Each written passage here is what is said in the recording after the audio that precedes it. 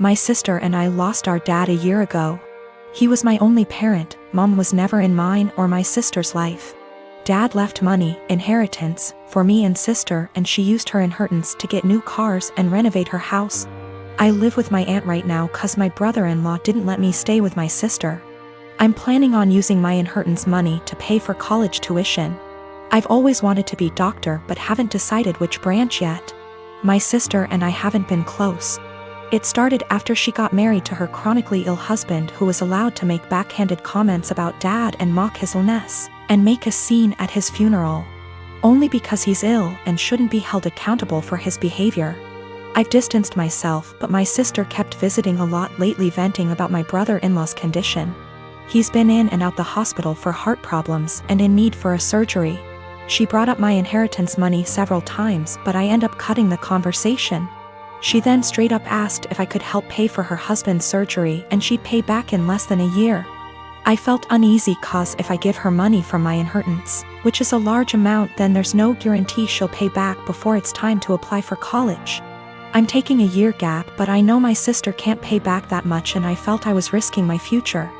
I refused to help and she had a meltdown at my aunt's house, calling me heartless, cruel with no empathy.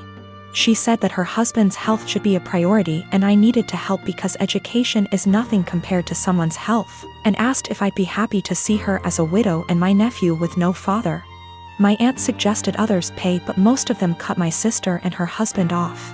I argued that her husband's poor health isn't my fault after she kept blaming and guilt-tripping me.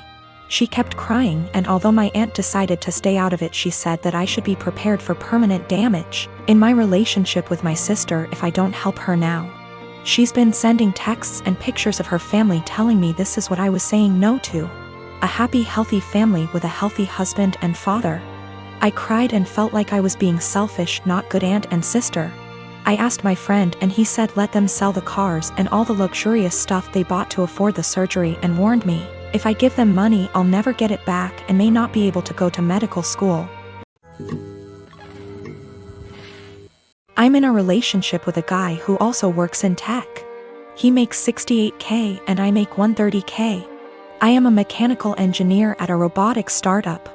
He works at a more stable job doing programming at a large company. He brought me to meet his friends at a party and they asked me about myself. His friends mostly work in tech too and talked about themselves in terms of their jobs. I told them I'm an hiker, I do archery, I love road trips and camping and riding dirt bikes, etc. Basically talking about my hobbies, because work is just a way to get paid to do the shit I love. It's not how I define myself, and it doesn't come to mind when someone wants me to tell them about myself. One of his friends asked about work and I said, oh gosh, I don't want to talk about work at a party. Spent my whole day sweating my ass off in 95-degree heat trying to replace this busted ass motor just to find the replacement. I wasn't lying or trying to downplay that I have a good job, that really is how I spent my day. And I wasn't in the mood to talk shop at a party. Some other conversations came up casually that probably also made me seem poorer, like me saying that car dealership repairs were a ripoff, and telling my boyfriend that my childhood neighbor's trailer caught on fire and I was gonna visit and help her out. I wasn't doing it on purpose, I was literally just talking about my life, but I guess I gave the impression I was poorer. It got later in the night, everyone was getting drunker, and some of his friends, not close ones though, were making jokes about me growing up in a trailer and being a gold digger, and being ready to jump to a richer guy. Really misogynistic shit honestly, since they don't even know me and seemed to just assume all girls are good diggers. He didn't say anything. He later said it was because he'd smoked weed and gets quiet and has trouble carrying on a quick conversation when he's high. But regardless, I felt hurt he didn't say anything. I got irritated with his friends and asked, now why the hell would you say that when I make twice what he does? His friends went quiet for a second and I continued, there ain't no gold to dig here, not with him or anyone at this party. So do y'all think I'm cheap, or do y'all think? My boyfriend wanted to leave the party shortly after and he was pretty upset with me for telling everyone I make twice what he does. I said I would have held my tongue if he'd checked his friends himself. But he didn't say anything, so I wasn't about to let them talk to me like that. He said it was humiliating and now everyone thinks I may. And I flippantly said at least they know I'm a rich. He was angry I embarrassed him when I spoke up. I was angry I had to say anything at all because his friends were talking shit, so it should be on him to check them. I have a daughter, Sadie, with my ex-husband John. We got divorced 5 years ago and I have primary custody while he sees her 2 weekends a month. Last year, he got married to Amanda, who has sole custody of her kids from a previous marriage. Amanda is a SOM, not for any health reasons or so on, she just doesn't want to work, while John works at a 9 to 5. He makes good money to support them, but not enough to live in luxury. I have a much higher paying job. Since it's just me and Sadie, I make sure she has the best possible life. She goes to a private school, set her up a college fund, and she has much better things than most kids: phone, clothes, etc. I still manage to raise her to be humble and not take things for granted, and she's one of the hardest working people I know. Always making sure to get good grades and keep her room tidy. Well, the last few times she came back after a weekend at John's, I noticed that the clothes she was bringing back in her duffel are A, not her size, and B, much cheaper and poorer quality than what I usually buy for her. I asked her why that is, and she told me that while she's at her dad's, Amanda takes away her nice clothes and gives them to her kids while Sadie gets the clothes they buy from Target.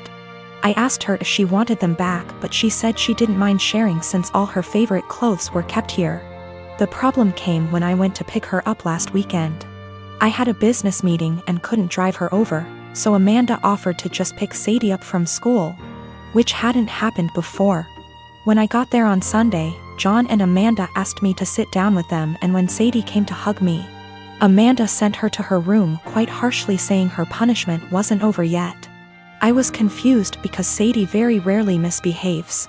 They sat me down in the kitchen and said that it was unfair for Sadie to be going to a private school while her kids go to a public one. So they decided that Sadie would be pulled out of private school and put in the same school as the girls. They also said I should keep up Sadie's punishment because when they told her, she blew up at them, told them it wasn't fair, and yelled that Amanda and her kids weren't even her real family, that all they did was steal. I told them in no uncertain terms to off. I would not be pulling my child out of a school she likes, away from her friends, because they can't afford it. I told them they could easily make as much money as me if Amanda started working in her field because she has the qualifications, and the job market is very good.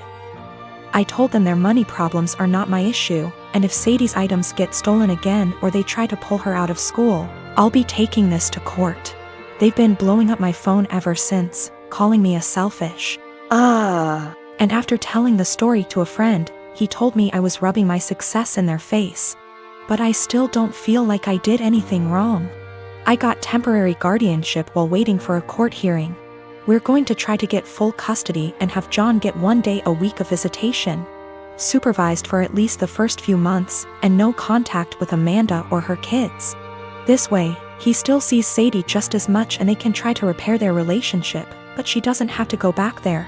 All contact between us is made through emails, which are CC'd by my lawyer, and I've asked for Sadie's things back. I've talked to Sadie and we've decided that she's going to try therapy for a little while to help deal with everything that's happened. We've had the hearing and our custody arrangements been modified. Any and all decisions relating to Sadie are made by me, and me alone. John has supervised visitation once a week. And Sadie will continue in therapy to deal with all the issues Amanda and company have caused her. They tried to push for 50/50 custody split on grounds of alienation. So me trying to put Sadie against her father. But we made it clear from the start that we wanted to keep Amanda and her children away, and wanted supervision only because we don't feel safe leaving him alone as of yet, but that we were open to modifications. Thanks to that, the proof of stealing, and Sadie's therapist's testimony, their claim was thrown out pretty quickly.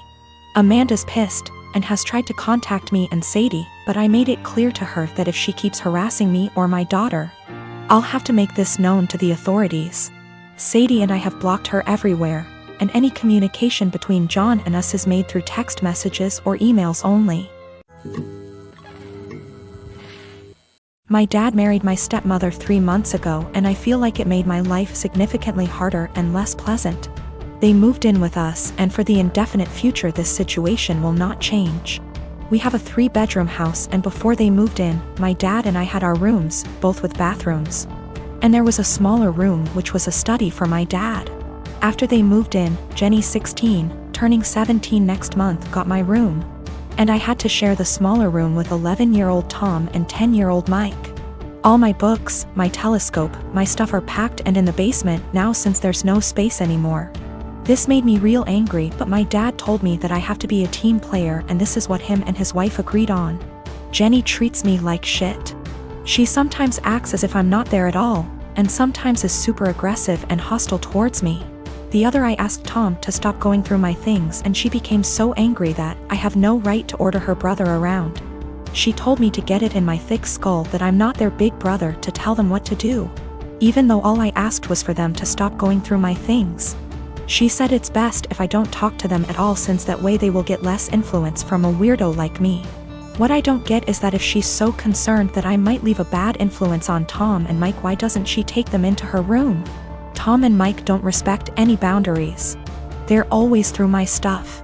I have a watch which was a gift from my mother. She died of cancer, and they took it from my drawer and lost it.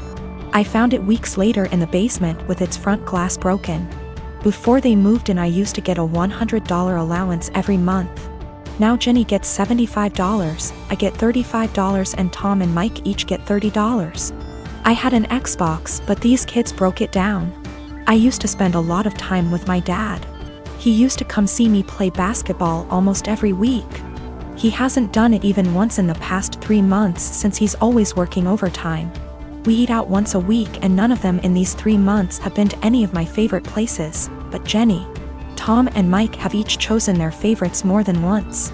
I complained about all of it to my father last week, and he told me that family is all about sacrifices, and I have to make mine. Haven't I made enough sacrifices already? I feel like I'm the only one making sacrifices. I looked forward to them moving in here, but I now feel like an outsider at home. It's not my home anymore. Life has become very difficult for me. I spend as much time as I can outside because inside is so frustrating, but this is causing problems as well. My dad keeps telling me that not being around means I'm not accepting them as part of the family, while in reality it's the opposite. So I get grounded for not being around, and being around is horrible. I don't want to live here anymore, but I'm only 15 and can't move out. I have nobody else who can take me in. I can't stay here for 3 more years. I'll go crazy. I often fantasize about running away at night, but I know that's also as horrible, if not even more.